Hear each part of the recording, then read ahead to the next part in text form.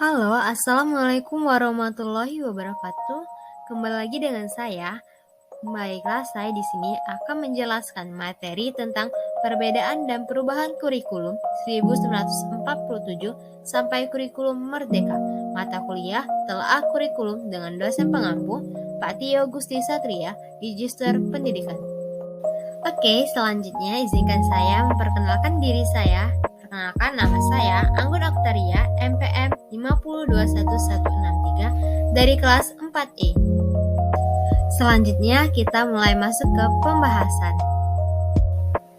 Baiklah, perkembangan kurikulum di Indonesia.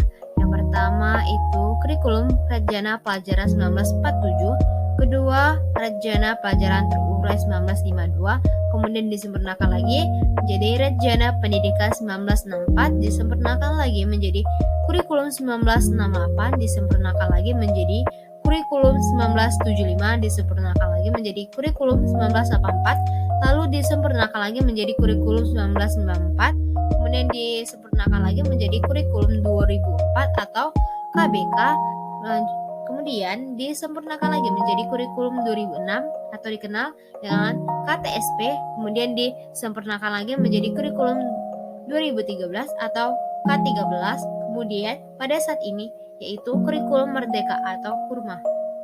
Baiklah, selanjutnya kita akan membahas perbedaan setiap kurikulum. Pertama, ada Rajana Pelajaran 1947 atau dikenal dengan kurikulum 1947. Perubahannya lebih ke arah pendidikan yang bersifat politis dari orientasi pendidikan Belanda ke kepentingan nasional. Lalu, pada kurikulum ini juga mengurangi pendidikan pikiran yang diutamakannya adalah pendidikan watak, kesadaran bernegara dan bermasyarakat. Materi pelajaran dihubungkan dengan kejadian sehari-hari dan perhatiannya lebih ke kesenian dan pendidikan jasmani. Lalu, yang kedua, Rajana Pelajaran Terurai 1952. Yang ini merupakan penyempurnaan dari kurikulum sebelumnya. Silabus mata pelajarannya lebih jelas dan kurikulum ini sudah mengarah pada suatu sistem pendidikan nasional. Hal yang paling menonjol yaitu adalah konsep tematik yang dihubungkan dengan kehidupan sehari-hari. Selanjutnya yang ketiga, Rajana Pendidikan 1964. Isu ini yang berkembang pada kurikulum ini adalah konsep pembelajaran yang aktif, kreatif, produktif. Melalui konsep ini, pemerintah menetapkan hari Sabtu adalah hari kerida, yang artinya siswa diberi kebebasan untuk berlatih berbagai kegiatan sesuai dengan minat dan bakatnya. Lalu selanjutnya yang keempat, kurikulum 1968. Perubahannya lebih ke struktur kurikulum pendidikan dari Pancadharma menjadi pembinaan jiwa Pancasila, pengetahuan dasar, dan kecakapan khusus. Tujuannya lebih ditekankan untuk mempertinggi mental, moral, budi pekerti, dan keyakinan beragama. Lalu, ciri khusus yang menonjol dari kurikulum 1968 adalah konles subjek kurikulum. Lalu yang kelima, kurikulum 1975. Pemerintah kemudian menyempurnakan kurikulum yang sebelumnya pada tahun 1975. Lalu perubahannya lebih ke arah pembangunan nasional, metode materi, dan tujuan pengajaran. Dirinci dalam prosedur pengembangan sistem instruksional atau PPSI dan dipengaruhi psikologi tingkah laku dengan menekankan kepada stimulus respon dan latihan. Lalu yang keenam adalah kurikulum 1984. Kurikulum ini juga menyempurnakan dari kurikulum yang sebelumnya karena ciri khusus dari kurikulum ini lebih mengedepankan keaktifan siswa dalam belajar, pengembangan proses belajar. Inilah yang disebut dengan pendekatan cara belajar siswa aktif atau CBSA. Selanjutnya, kurikulum 1994. Pada tahun 1994, pemerintah memperbarui kurikulum sebagai upaya memadukan kurikulum sebelumnya, terutama kurikulum 1975 dan 1984. Perubahannya mulai dari perubahan sistem pembagian waktu pelajaran dari semester ke katurulan, lalu pembelajaran di sekolah lebih menekankan materi pelajaran yang cukup padat, dan kurikulum ini bersifat populis, yang artinya memberlakukan satu sistem kurikulum untuk semua siswa.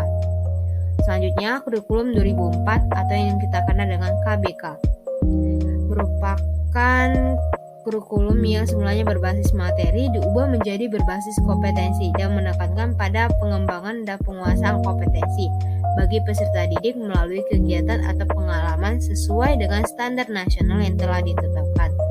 Selanjutnya, kurikulum 2006 atau yang dikenal dengan KTSP dan diberlakukan sejak Undang-Undang Nomor 20 Tahun 2003 tentang Sistem Pendidikan Nasional yang kemudian dijabarkan dalam Peraturan Pemerintah Nomor 10 Tahun 2003.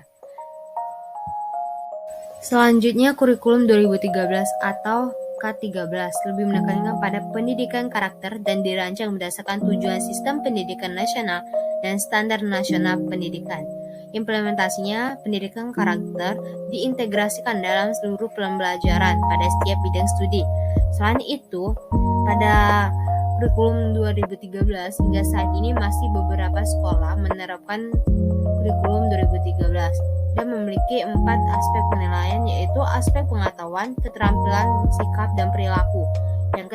Yang terakhir yaitu kurikulum merdeka atau KURMA, merupakan penyempurnaan dari kurikulum sebelumnya yang menambahkan pengembangan profil pelajar Pancasila, menerapkan jam pelajaran per tahun, dan kurikulum merdeka lebih mengutamakan proyek penguatan profil pelajar Pancasila, kegiatan intrakurikuler dan ekstrakurikuler.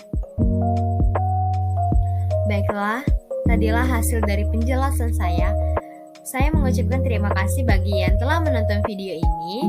Saya mohon maaf juga apabila ada salah kata. Saya akhiri. Wabillahi taufiq wal hidayah. Wassalamualaikum warahmatullahi wabarakatuh.